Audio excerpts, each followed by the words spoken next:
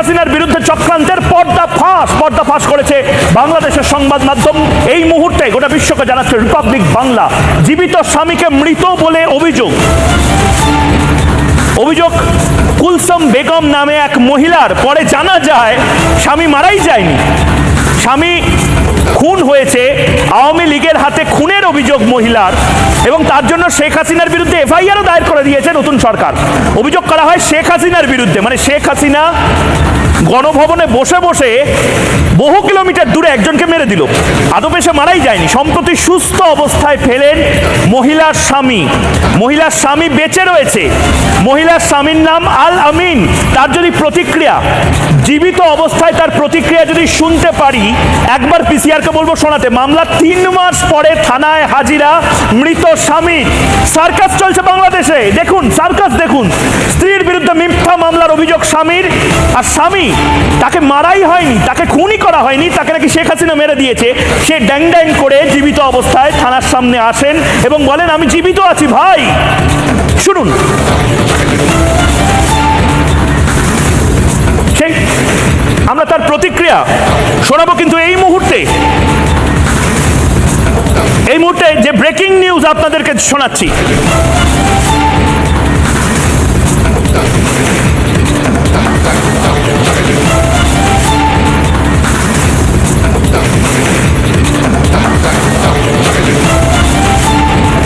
এবং তার পাশাপাশি এই মুহূর্তে যিনি নির্দিষ্টভাবে মোহাম্মদ ইউনূসের বিরুদ্ধে কি অভিযোগ রয়েছে, মোহাম্মদ ইউনূসকে কেন কাঠগড়ায় দাঁড় করানোটা প্রয়োজন, আন্তর্জাতিক আদালতে মোহাম্মদ ইউনূসকে কাঠগড়ায় দাঁড় করানোর প্রয়োজন, একবার দেখে নেব।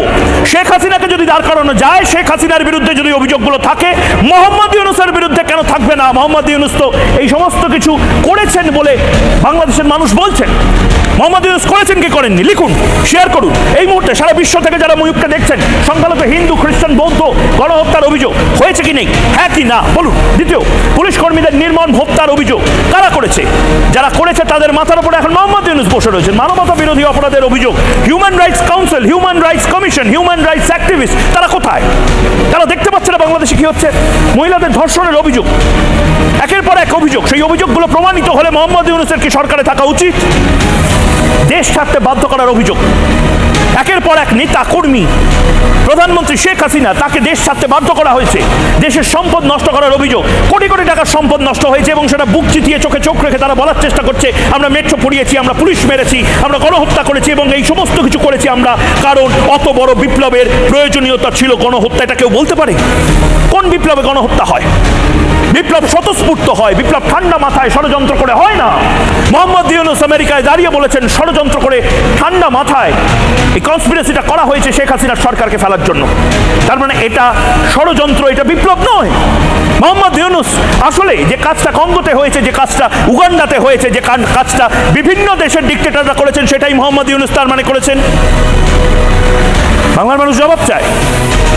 তার পাশাপাশি আরেকটা ব্রেকিং নিউজ, সেই ব্রেকিং নিউজটা আমরা নেব। দেশের যে কোনো স্বৈরাচারী শাসক অর্থাৎ ডিক্টেটরকে সরিয়ে দেওয়া যায়। বাংলাদেশের মানুষ যারা এই মুহূর্তে কষ্টে আছেন, বাংলাদেশের মানুষ যারা এই মুহূর্তে মনে করছেন যে মোহাম্মদ ইউনূসের এই সরকার চলে যাওয়া উচিত, এই মোহাম্মদ ইউনূসের সরকার ডিক্টেটর রাজ চলছে, এই মোহাম্মদ ইউনূসের সরকারের স্বৈরাচার রাজ চলছে, ভারতবর্ষের মানুষের দেখা উচিত এই আইসিসির ক্ষমতা যদি আইসিসি প্রদান করে। আইসিসি মানে এতগুলো দেশ, 140টা দেশ, সেই 140টা দেশ যদি একত্রিতভাবে বলে মোহাম্মদ ইউনূস ক্ষমতা ছাড়ো, তাহলে মোহাম্মদ ইউনূসের অবস্থা কি হবে আমরা জানি না, কিন্তু মোহাম্মদ ইউনূসকে পরবর্তী প্লেন ধরতে হবে প্যারিসে।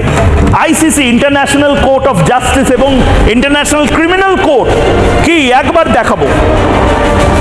আন্তর্জাতিক অপরাধ আদালত কি? 2002 সালে প্রতিষ্ঠিত আন্তর্জাতিক অপরাধ আদালত, যার নিজস্ব হেড অফিস রয়েছে, নিজস্ব ফান্ড অ্যালোকেশন রয়েছে। 2002 সালে তৈরি হয় এই আন্তর্জাতিক অপরাধ আদালত। এরপরে গণহত্যা, যুদ্ধাপরাধ, মানবতা বিরোধী অপরাধের বিচার, বড় বড় রাষ্ট্রনায়ককে বিচারের কাঠগড়ায় দাঁড় করাতে পারে এই আন্তর্জাতিক অপরাধ আদালত। কোনো ব্যক্তি বা সংগঠনকে দোষী সাব্যস্ত করার ক্ষমতা রাখে আন্তর্জাতিক স্তরে।